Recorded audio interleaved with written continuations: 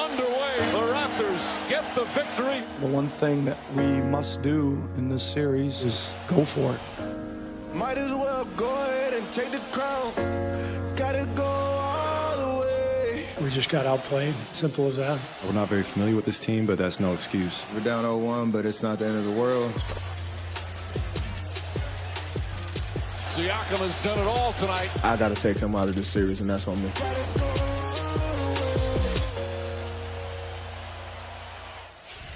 The Raptors took Game 1 from the Warriors, and with all the uncertainty about the health and availability of Kevin Durant in the series, you could argue that there might be reason to panic. But as Mark Schwartz reports, the two-time defending champion Golden State Warriors don't even know the meaning of the word.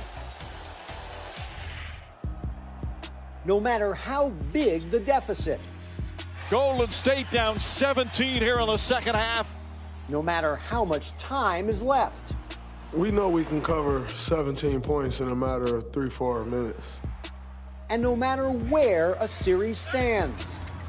3 games to 2 lead for Houston on the Golden State Warriors. The Warriors always expect to win. I mean, they got rings. They got rings, and they can be confident.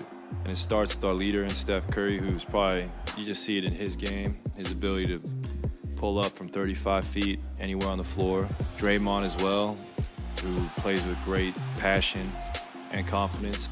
I can look to my right, my left, and see those two guys and know they believe we can win whatever game, that we're going to have that edge. And if I throw him the ball and he's going to shoot it, I know he believes it's going in. That confidence is contagious. If these guys were having a confidence contest, it would probably go triple overtime. If you don't have the mindset that you're the best ever, you failed already. And that's been my mindset since I can remember. That will be my mindset as long as I can remember anything, that I am the best ever at what I do. When the best guys on your team do that, it trickles down, and you need that. Confidence is as lethal a weapon for this group as its unparalleled brilliance from way beyond the arc. You could see it on full display after losing Game 1, something these Warriors had never done in the finals. Yet, there was not even a shadow of doubt in the Golden State locker room. You can't go out there and doubt yourself, especially on this stage, especially when you have a proven track record of winning and great team chemistry and all that. So we're never going to doubt ourselves. The real confidence is when you've been through everything, you've seen everything. You've won, you've lost, you've experienced every high, every low. Then you know what this is about. We've been through it all at this point, so we know what we're capable of, and we're confident that we're going to go out and do the things necessary that it takes to get this series going in our favor. And the best part about it, we get to see what happens tonight. We have Game 2 of the finals on ABC and the ESPN app with the Raptors up 1-0. Our coverage begins with NBA Countdown at 7:30 Eastern. Jay? Thank you, Tony. We now welcome Ryan Hollins and Quentin Richardson to SportsCenter. They combined 23 seasons of NBA experience. They're going to be on ESPN Radio later this afternoon. Steph Curry led all scorers with 34 points in Game 1, guys. Ryan, you start. Your take on Steph needing to do even more tonight, especially with Kevin Durant out. I thought he was horrible in Game 1 to Steph Curry standards. The one thing about Steph, it's not just the points, it's his impact on the game, Q. And when he goes off, he makes everybody around him better. I just didn't see it. In the pick-and-roll game, he allowed Marc Gasol to jump out and impact the ball. That's not Steph Curry. When you jump out, he makes you pick your poison, and he makes you pay on the backside. And then you see Golden State Warriors basketball. For me, Steph Curry had a pedestrian 34. It was not horrible. 34 points is not horrible. I think tonight he comes back. He's going to attack Marc Gasol when they jump on those screens, and I think you're going to see him make it rain. They didn't win no Q. They didn't win no Q. Come on, man. He's a winner. Steph is going to make it rain tonight. Okay, I don't know. We'll see. My thing is that when he's at his best, they're having fun. They're smiling. Clay gets off. Draymond plays better. Iguodala's hitting shots. I didn't see that. And then you allowed the Toronto Raptors to play big against them. When they play big, Toronto has the advantage. But if Steph attacks Marc Gasol in that pick and roll, it sets them on their heels, and they've got to go small to match up with Golden State speed. That's exactly what you're going to see. You're going to see Steph getting into the lane, creating for himself as well as Clay and the others. Once he starts to do that and gets in that lane and you see Clay starting to get some shots off, Steph relocating to that corner after he gets in there, those are the open shots that he gets that the Golden State Warriors need him to make. All right, this is the Warriors' 24th NBA Finals game under Steve Kerr. Just the second time they're trailing in a series. Ryan, your thoughts on Game 2 being a, dare I say, must-win for Golden State? You said it right, man. It's absolutely a must-win. Look at this Golden State roster. Kevin Durant out. Iguodala's banged up. Boogie Cousins comes back. He's got one Achilles. He's got one knee. So in reality, this team has to take advantage now. They can't wait. You don't know what other injuries, what other guys may be available, may not be available. So if you're the Golden State Warriors, you got to win. Not to mention, this is a team, Toronto Raptors, that reeled off 4 straight against the Bucks. So, Jay, if they get confident, Toronto, anything can happen in this series. This doesn't happen much. But I agree with Ryan Hollins. I do agree that this is a must-win, ladies and gentlemen. In the finals, nobody needs to go down 0-2. Even though the Golden State Warriors will be returning home, they don't want to go down 0-2. I think they play like champions that they are. You heard Clay. He said, hey, we're champions. We've been here before, and we're going to respond as champions do. So I look for them to come out tonight and get a win, heading back to the Bay, and it's going to be crazy when they get to Oracle because they got some shows. They got to put on a show because Toronto has been rabid. So they got the Oracle fans got to show up and show out. So I'm looking forward to that. Oracle's always said, Jay, they're the best in the league. They're the loudest, so they got some comp now. Oh, yeah. Write this down. They agreed on something. Yeah. Ryan and Q. Write it down. Take a picture. Later today, 4 p.m. Eastern, gentlemen. Thank you much.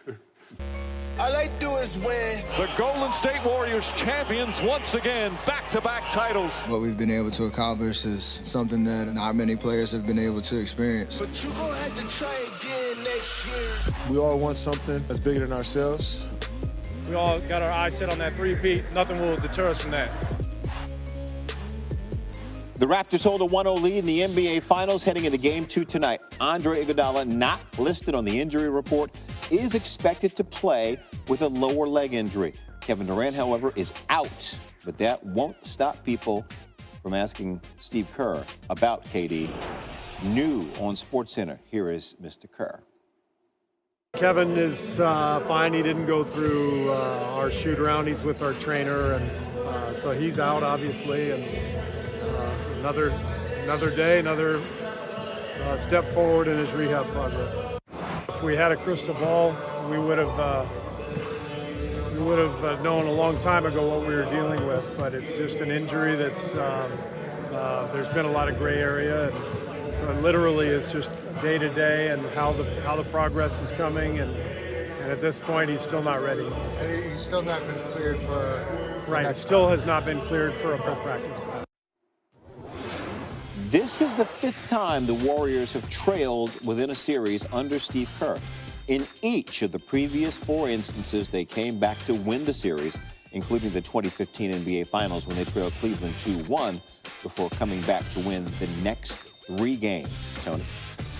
Jay, also ahead of Game 2 of the Finals between the Raptors and Warriors, 5-time NBA champion Kobe Bryant continues to break down the X's and O's for us. In this new episode exclusively on ESPN+, Kobe details Steph Curry's performance in Game 1 of the Finals against Toronto.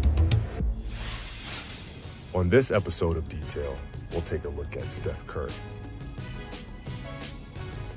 You know, I wouldn't be surprised if this corner series brings it out. See where Siakam is, see where Kawhi is, see where Lowry is. If Draymond is to step up and set a flare pick there for Clay. And now Clay can slide over here into this area, Steph can hit the flare, and now you got your shot. You know, you got to do something a little more creative. Toronto's really, really long, so Siakam has the ability to close penetration and close out the Clay. But a back pick here would make things pretty difficult.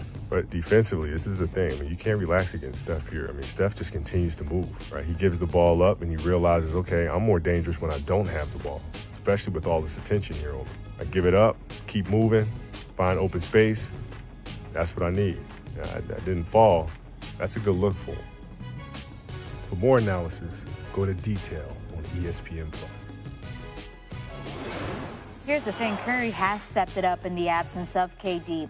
He led the Warriors in Game 1 with 34 points and enters Game 2 looking for a 7th straight playoff game with 30-plus points, which would tie a franchise record. The only other Warriors players with such streaks are Will Chamberlain and Rick Barry. Daily Wagers Duck Kaziran on what the best bet is for Warriors Raptors. Even going back to last summer, the Warriors have been the odds-on favorite to win it all. That means less than even money. Here we are in the NBA Finals, and it's similar price, -150 or 2 to 3.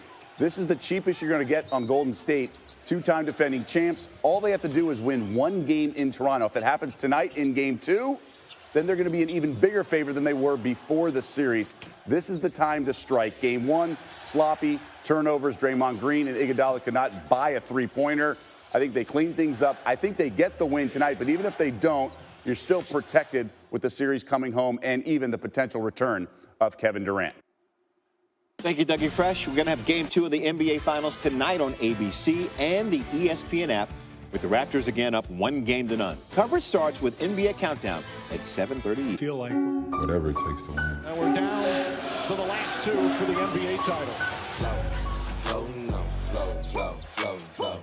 Siakam has done it all tonight for Toronto.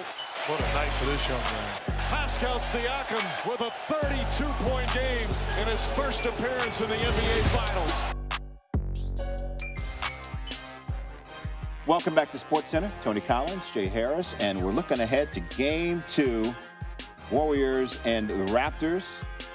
Tonight on ABC, Pascal Siakam, the surprising star of Game 1 with a playoff career-high 32 points, 14 to 17 from the field, including 11 straight makes at one point. The Raptors have been tough to beat at home in the playoffs, going 9-2. Toronto's won its last 6 home playoff games by an average of nearly 13 points per contest, and a win tonight could be a very big deal for the Raptors. Teams that go up 2-0 in the NBA Finals have gone on to win the title 88% of the time. Last team to lose, 2016 Warriors. We can't really necessarily worry about them. We have to continue to worry about us. They got rings. They got rings and they can be confident. But for us, we can't worry about this, that.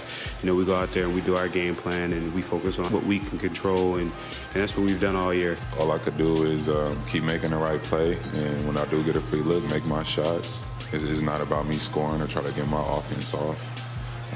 It's a whole collective group out there. Until we win the game or it's all done, then I'll show some emotion, but I want to stay even killed while I'm going through it. He's very focused on his mission, and it doesn't get too excited about things or hype himself up, and he's not going to lay his hair down until the work or the job is done.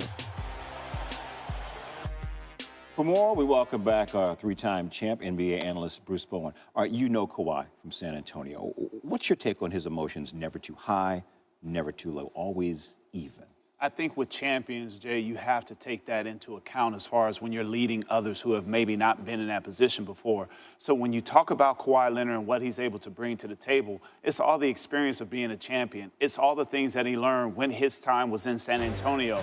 In this game here, 2014, this is where it really began for him. And we talk about his calm. What it is more about is understanding the moment, and you can't get away from that time, because when you start to skip steps, he went through something tremendous the season before losing a game in Miami. So now you talk about what he's gone through. We learn from our failures in basketball, in life. So for Kawhi Leonard to lead this group now, it's only something that goes to show his work ethic and his desire to continue to be the best he can be on the floor. All right, let's go to Pascal Siakam. Team high 32 points in Game 1, 14 of 17 from the field. What adjustment do you expect from the Warriors defense tonight on him? Well, I expect Draymond Green to now take him more serious, pay more respect to him, because in this game, you saw Draymond Green close out short a few times. You close out short to certain players who can't shoot or necessarily are unwilling to shoot. But what Pascal was able to do in these moments was take advantage of that, and Draymond understanding that, okay, I'm a defensive player of the year, I can get into his head early and often, but he wasn't able to do that because he started out giving him so much space. In these games, you cannot give a player like Pascal Siakam that kind of space. I think he's arguably the most improved player in the NBA this season, so I look for Draymond to do a better job of contesting shots and getting a little bit more physical with him. Who do you like tonight?